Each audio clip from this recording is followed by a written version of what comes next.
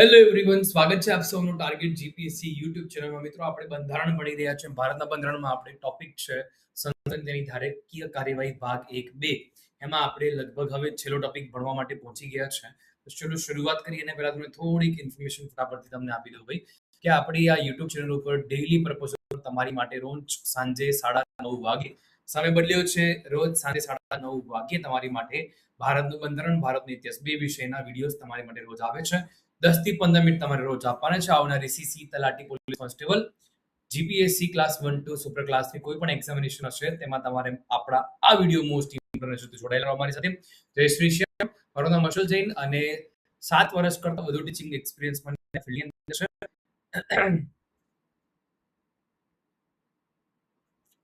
અને આ ફિલ્ડની અંદર આપણે સબ્જેક્ટ ભણાવે છે, બધા જ કોન્ટેન્ટમાંથી મેક્સિમમ કોન્ટેન્ટ એક્ઝામમાં પૂછાયું છે.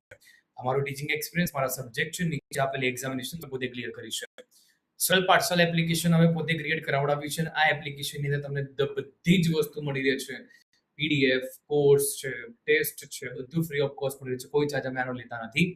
પછી ફિનકોલ એપ્લિકેશનમાં અમે તમારી માટે લાઈવ વિડીયો કોલ થકી તમારા તમામ ડાઉટ સોર્ટ આઉટ કરાવડાવીએ છીએ. તો તમે અમારી સાથે અહીંયા જોડાઈને તમારા તમામ ડાઉટ સોર્ટ આઉટ કરી શકો છો.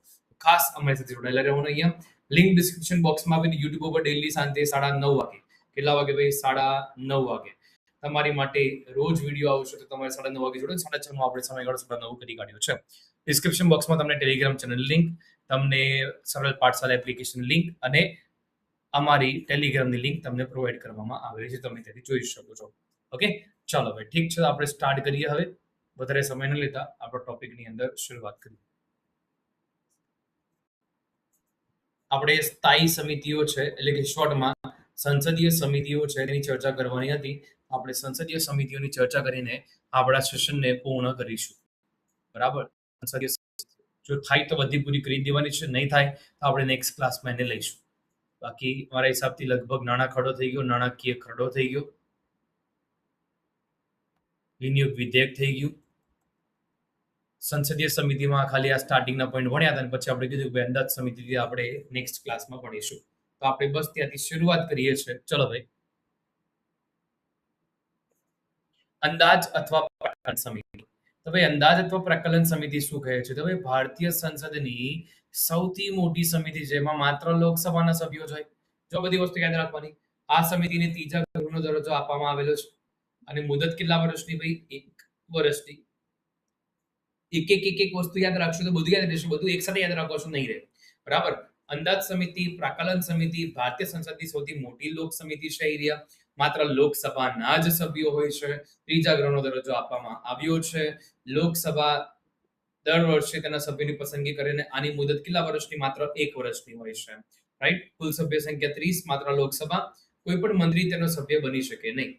મુખ્ય કાર્ય શું? તો અંદાજપત્ર વિશે માહિતી એકત્ર કરવાનું, તેમાં કરકસર પગલાં સૂચવવાનું કામ છે અંદાજ સમિતિનું છે.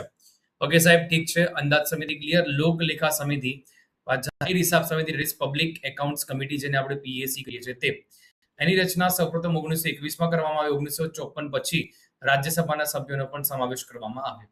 રાજશાસ્ત્રી મોરિસ જોન્સ શું કહે છે ભાઈ? લોકલેખા સમિતિ સંસદની ચોકિયાત અને લોકહિતની રક્ષક કહે છે. લોકલેખા સમિતિને સંસદની ચોકિયાત અને લોકહિતની રક્ષક કહે છે. મુદત 1 વર્ષની છે આની, એ પણ તમારે ધ્યાનમાં રાખવાનું છે. રાઈટ? અને સભ્ય સંખ્યા ટોટલ અહીં 22 છે, જેમાં 15 લોકસભા, 7 રાજ્યસભાના સભ્યો હોય છે.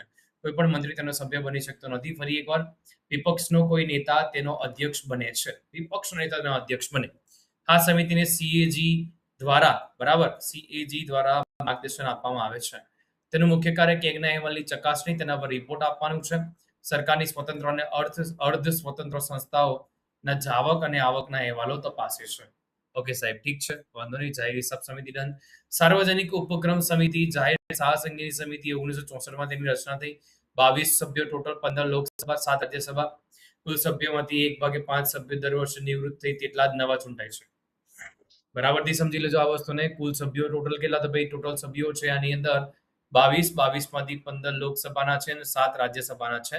અને દર વર્ષે કુલ સભ્યોમાંથી 1/5 સભ્યો નિવૃત્ત થાય, નવા એટલા જોડાઈ જાય છે. ઓકે, કાર્યકાળ છે આનો 1 વર્ષનો, એ તમારે ધ્યાનમાં રાખવાનું છે. લોકસભાનો સભ્ય જ તેનો અધ્યક્ષ બની શકે છે. કોઈ પણ મંત્રી તેનો સભ્ય બની શકતો નથી. મુખ્ય કાર્ય સરકારના જાહેર શાસકીય એનજીસી એલઆઈસી વગેરેના હિસાબની ચકાસણી કરવી અને એના વિશેના સીએજીના અહેવાલની ચકાસણી કરવાની થાય છે. રાઈટ, તો આપણે ધ્યાનમાં રાખવાનું રહેશે. ક્લિયર? નેક્સ્ટ ચર્ચામાં આપણે આગળ વધીએ છીએ. પ્રવર સમિતિ, આ સમિતિ લોકસભા અને રાજ્યસભા માટે અલગ અલગ અથવા એક સાથે પણ કરવામાં આવે. અલગ અલગ હોય તો તેમની સભ્ય સંખ્યા 30 છે અને જો બંને સંયુક્ત હોય તો 45 આવે, જેમાં 30 લોકસભા અને 15 રાજ્યસભાના સભ્યો હોય. મુખ્ય કાર્ય કાયદા પર વિચાર વિમર્શ કરવાનું છે. પછી મહિલા સશક્તિકરણ સમિતિ 1997 માં ટોટલ સભ્ય સંખ્યા 30, 20 લોકસભાના, 10 રાજ્યસભાના. રાષ્ટ્રીય મહિલા આયોગના રિપોર્ટ ઉપર વિચાર વિમર્શ કરે છે. બરાબર. પછી આવે છે એસસી એસટી કલ્યાણ સમિતિ. તો ભાઈ એસસી એસટી આયોગના રિપોર્ટ ઉપરથી ચર્ચા કરવામાં આવે. 30 સભ્યો, એમાંથી 20 સભ્યો લોકસભાના, 10 સભ્યો રાજ્યસભાના હોય છે. રાઈટ, તો આપણે ધ્યાનમાં રાખવાનું છે. થોડું ઊંધું છે ધ્યાન એસસી એસટી કમિટીમાં. પછી વિશેષ અધિકાર સમિતિ ટોટલ સભ્ય સંખ્યા 25 છે, જેમાં 15 લોકસભા, 10 રાજ્યસભાના સભ્યો. બંને ગૃહનું કે અધ્યક્ષ દ્વારા વિશેષ અધિકારનું ઉલ્લંઘન ન થાય તેવી બાબતોનું ધ્યાન રાખે છે. બરાબર. જે બંને ગૃહનું કે અધ્યક્ષ દ્વારા કોઈ વિશેષ અધિકારનું ઉલ્લંઘન ન થાય તેનું ધ્યાન રાખવામાં આવે. યાચિકા સમિતિ 25 સભ્યો હોય ટોટલ. સમિતિમાં ખરડા અંગેની અરજી પર વિચાર વિમર્શ કરે છે. ઓકે, એને યાચિકા સમિતિ કહેવાય. આચરણ સમિતિ 1997 માં રાજ્યસભાની અંદર અને લોકસભામાં 2000 માં થઈ. નિયમ સમિતિ 16 રાજ્યસભાના જે સભ્યો છે એના નિયમ અને 15 લોકસભાના સભ્યોના નિયમો. ટોટલ તમારે 31 સભ્યો. મુખ્ય કાર્ય સભાની પ્રક્રિયા અને સંચાલનના નિયમો પર વિચાર વિમર્શ કરી સુધારો કરવાનું છે. ડન. સંસદના અગત્યના તથ્યો છે, ફટાફટથી કરી લઈએ તો ભાઈ સંસદના ભવનના વાસ્તુકાર એડમિન લ્યુટેનસ અને હર્બર્ટ બેકર હતા. ભારત સંસદ ભવનમાં 2 ગૃહો અને લાઇબ્રેરી જેવા સભાખંડની વ્યવસ્થા કરવામાં આવી છે. ઇરવિન દ્વારા 1927 માં ભારતીય સંસદ અધિનિયમ ઉદ્ઘાટન કરવામાં આવ્યું. રાઈટ, ઇરવિને કર્યું છે ઉદ્ઘાટન. શરૂઆતમાં તેનું નામ કાઉન્સિલ હાઉસ રાખવામાં આવ્યું. સંસદ ભવનના બાંધકામમાં રાજસ્થાનના રાજ્યના મકરાના વિસ્તારના સફેદ અને રંગીન પથ્થરનો ઉપયોગ થયેલો જોવા મળે. સંસદ ભવનના મુખ્ય ભાગમાં સમ્રાટ ચંદ્રગુપ્ત બાળ અવસ્થા દરમિયાન પોતાની કાલ્પનિક મૂર્તિ લગાવવામાં આવી તેવું કહેવામાં આવે છે. લોકસભાના અધ્યક્ષ શ્રી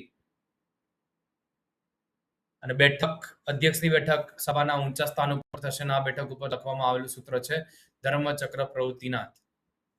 બરાબર? Yes, exactly.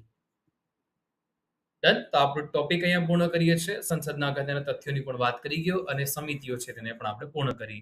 આઈ હોપ તમને બધાને આટલું જે ચલાવ્યું તે ક્લિયર હશે. બરાબર, મળીએ છીએ આપણે નેક્સ્ટ ક્લાસમાં. જય હિન્દ, જય ભારત, જય જય ગરવી Gujarat. Take care, bye. Next ક્લાસમાં આવી જજો દરેક વિદ્યાર્થી મિત્રો, રોજ સાંજે 9:30 વાગે. બરાબર, ચાલો ભાઈ, ઠીક છે. મળીએ નેક્સ્ટ ક્લાસમાં. જય હિન્દ, જય ભારત, જય જય ગરવી Gujarat.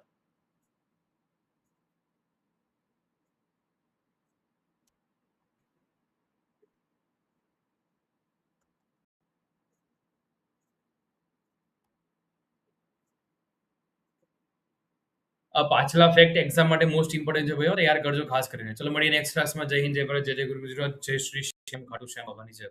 Thank you for watching this video. Subscribe, share and like.